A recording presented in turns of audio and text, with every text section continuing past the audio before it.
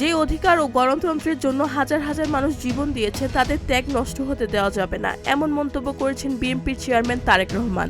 স্বৈরাচার বিদায় হয়েছে উল্লেখ করে তিনি বলেন, এখন আমাদের কাজ করতে হবে, সবাই ঐক্যবদ্ধ থাকলে কাঙ্ক্ষিত বাংলাদেশ গড়ে তুলতে পারব।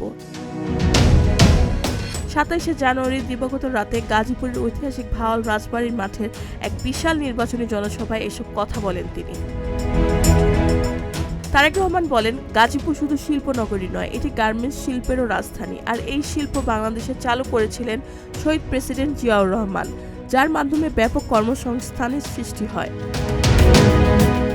আগামী নির্বাচনে বিএনপি ক্ষমতায় এলে নতুন নতুন কলকারখানা স্থাপন করে রপ্তানি বাড়ানো হবে বলে আশ্বাস দেন তারেক রহমান। পাশাপাশি তিনি বলেন, খেটে খাওয়া মায়েদের জন্য ফ্যামিলি কার্ড, কৃষকদের জন্য কৃষক কার্ড এবং নারী শ্রমিকদের সন্তানদের জন্য ডে কেয়ার সেন্টার চালু করা হবে। গাজীপুরের উন্নয়ন পরিকল্পনার কথা উল্লেখ করে তিনি বলেন, জয়দেবপুর রেল ক্রসিং ওভারব্রিজ নির্মাণ করে যানজট নিরসন, জেলার ৩টি প্রধান খাল চিলাই, তুরাগ ও লবণদহ খনন এবং শ্রমিকদের আবাসন সমস্যার সমাধানের উদ্যোগ নেওয়া হবে।